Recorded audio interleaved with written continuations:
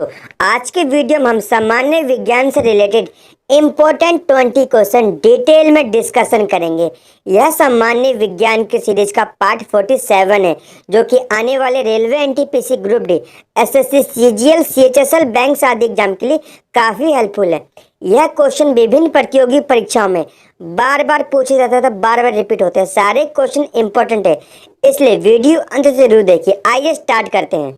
प्रश्न नंबर 1, ध्वनि की तीव्रता को मापने वाला यंत्र है। तो दोस्तों आप बताएंगे निम्नलिखित में से ऑडियोमीटर का प्रयोग ध्वनि की तीव्रता को मापने में किया जाता है। इसका ऑप्शन नंबर सही हो जाएगा सी। दोस्तों बात करते हैं ऑडियोमीटर के बारे में।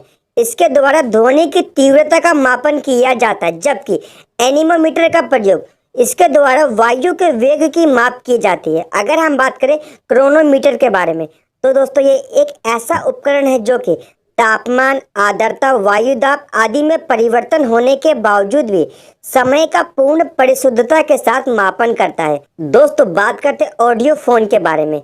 दोष युक्त श्रवण शक्ति में सुधार लाने के लिए प्रयोग किए जाने वाला उपकरण ऑडियो फोन कहलाता है।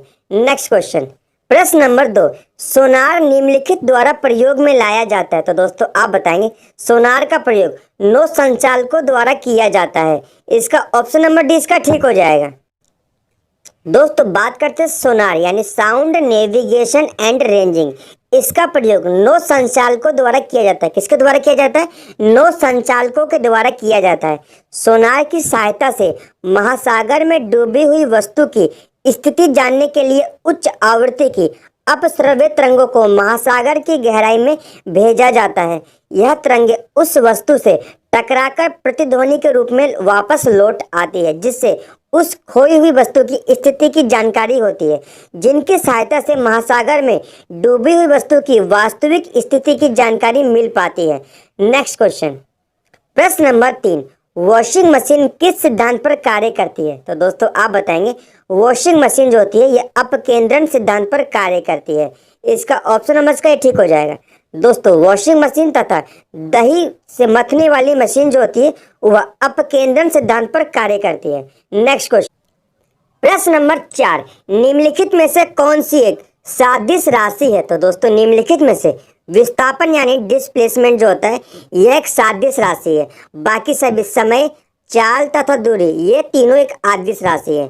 दोस्तों इसका ऑप्शन नंबर सही हो जाएगा सी। आइए इस क्वेश्चन से रिलेटेड इंपॉर्टेंट फैक्ट डिटेल में जानते हैं।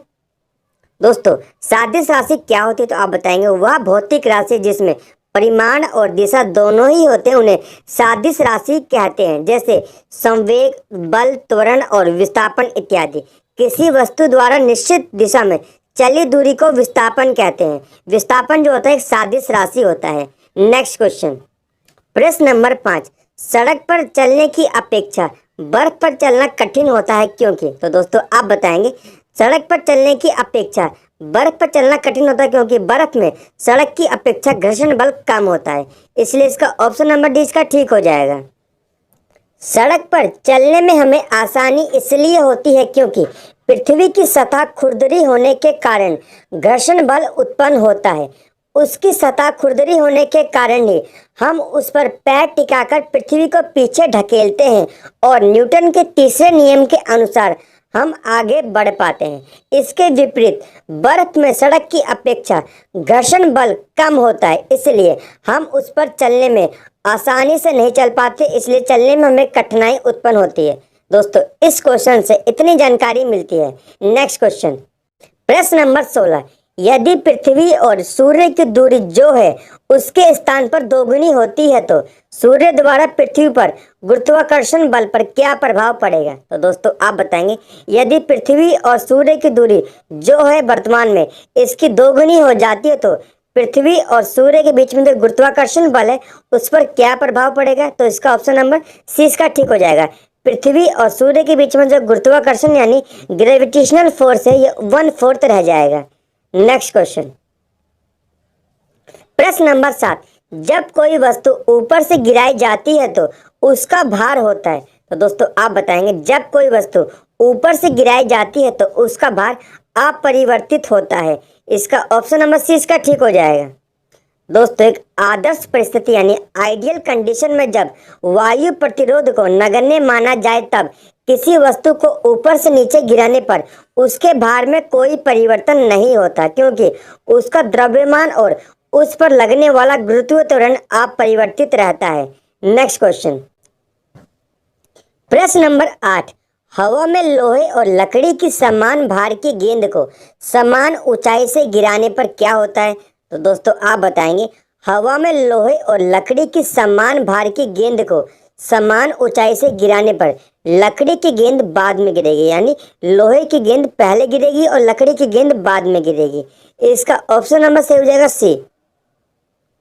दोस्तों हवा की अनुपस्थिति में लोहे तथा लकड़ी के समान भार को समान ऊंचाई से गिराने पर वे एक साथ पहुंचती है, परंतु हवा की उपस्थिति में लोहे तथा लकड़ी की समान भार की गेंद को समान ऊंचाई पर गिराने पर लोहे की गेंद पहले पहुंचेगी तथा लकड़ी की गेंद बाद में गिरेगी।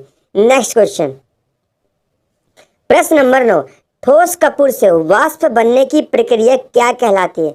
दोस्तों ठोस कपूर से वाष्प बनने की जो प्रक्रिया होती है वह ऊर्ध्वपातन यानी सब्लिमेशन कहलाती है। इसका ऑप्शन नंबर का ये ठीक हो जाएगा। दोस्तों सब्लिमेशन होता क्या है, यानी ऊर्ध्वपातन आप बताएंगे वह प्रक्रम जिसमें कोई पदार्थ बिना द्रव में परिवर्तित हुए अपने ठोस अवस्था से वाष्प अवस्था में परिवर्तित हो जाता है, उसे सब्लिमेशन कहते हैं। यानी कोई मैटर सॉलिड से सीधा लिक्विड में परिवर्तन ना होने के बाद बजाय सीधा गैसेस फॉर्म में चेंज हो जाता है, यानी सॉलिड टू गैसेस फॉर्म में चेंज होने को सब्लिमेशन कहते हैं। ये किस में होता है तो आप बताएंगे, यह कपूर में होता है, नेफ्थलीन में होता है तथा अमोनियम क्लोराइड में होता है। नेक्स्ट क्वेश्चन, प्रश्न नंबर 10, निम्नलिखित में से किसे कार्बामाइड के नाम से जाना जाता है? तो इसका ऑप्शन नंबर सही हो जाएगा सी, यूरिया को कार्बामाइड के नाम से भी जाना जाता है। नेक्स्ट क्वेश्चन, प्रश्न नंबर 11, हशीश पौधे के किस भाग से मिलती है? दोस्तों हशीश पौधे के तने तथा मादा पुष्पक्रम के निस्राव से मिलती है, यानी इसका ऑप्शन नंबर सही हो जाएगा सी।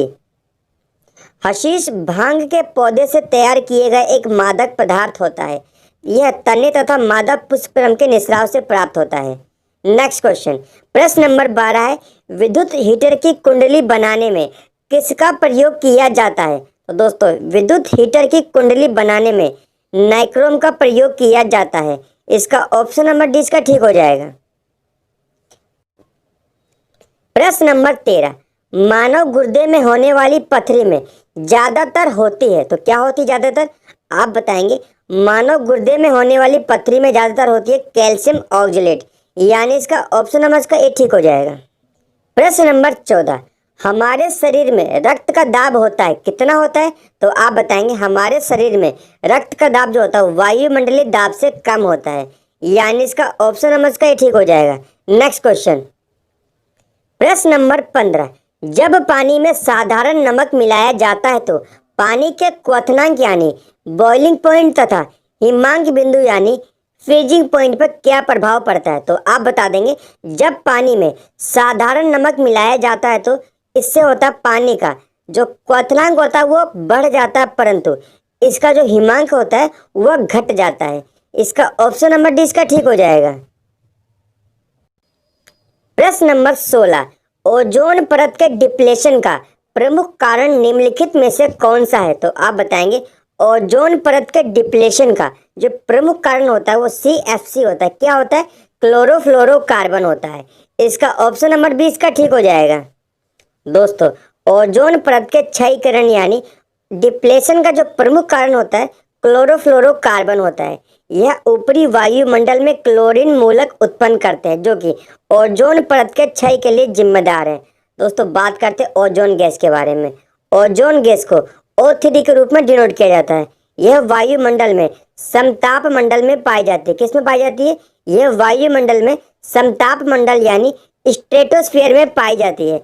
इसकी जो ऊंचाई होती है 15 से लेकर 35 किलोमीटर के बीच में ओजोन गैस का संकेंद्रण ज़्यादा होता है, यानी इसमें ज़्यादा पाई जाती है।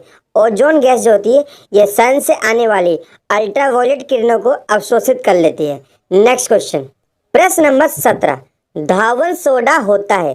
तो दोस्तों आप बताएंगे धावन सोडा निम्नलिखित में से सोडियम कार्बोनेट को कहते हैं। किसे कहते हैं? सोडियम कार्बोनेट को कहते हैं। इसका ऑप्शन नंबर डी इसका ठीक हो जाएगा। दोस्तों बात करते हैं खाने वाला सोडा, तो बताएंगे आप सोडियम बाइकार्बोनेट को खाने वाला सोडा कहते हैं। आप दोस्तों सोडियम कार्बोनेट का इसका रासायनिक सूत्र नीचे कमेंट सेक्शन में बताएंगे। नेक्स्ट क्वेश्चन, प्रश्न नंबर 18, साधारण जीवन में प्रयोग की जाने वाली निम्न धातुओं में से कौन सी मिश्र धातु नहीं है? तो दोस्तों निम्नलिखित में से आपको उस ऑप्शन का चयन करना है जो साधारण जीवन में प्रयोग की जाने वाले धातुओं में से मिश्र धातु नहीं होती। तो तांबा जो होता है यह मिश्र धातु नहीं होता। इसका ऑप्शन नंबर डी इसका ठीक हो जाएगा। बाकी सभी स्टील, कांसा तथा पीतल जो होता है यह मिश्र धातु होता है। अगर हम बात करें पीतल की तो ये तांबा तथा जस्ता का मिश्रण होता है। अगर हम बात करें कांसा के बारे में तो दोस्तों ये तांबा और टीन का मिश्रण होता है। दोस्तों बात करते हैं स्टील की, लोहा तथा कार्बन का मिश्रण होता है स्टील। नेक्स्ट क्वेश्चन, प्रश्न नंबर 19, संश्लेषित रेशे होते हैं। तो दोस्तों आप बताएंगे निम्नलिखित में से संश्लेषित रेशा कौन सा है? इसका ऑप्शन नंबर इसका ये ठीक हो जाएगा। रेयन जो होता है यह संश्लेषित रेशा होता है। इसका ऑप्शन नंबर इसका ये ठीक हो जाएगा। अगर हम बात करें सिल्क, सेल्यूलोज तथा ऊन ये सभी प्राकृतिक रेशे होते हैं, जबकि रेयान जो होता है यह संश्लेषित रेशा होता है। प्रश्न नंबर 20, दोस्तों आज के वीडियो का अंतिम प्रश्न, देश का पहला नैनो सैटेलाइट है तो कौन सा है?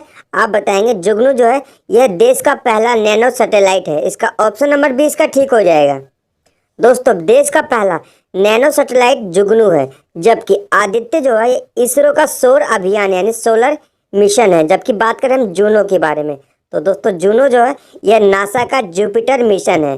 दोस्तों आज की वीडियो से इतने इंपॉर्टेंट क्वेश्चन बन सकते थे।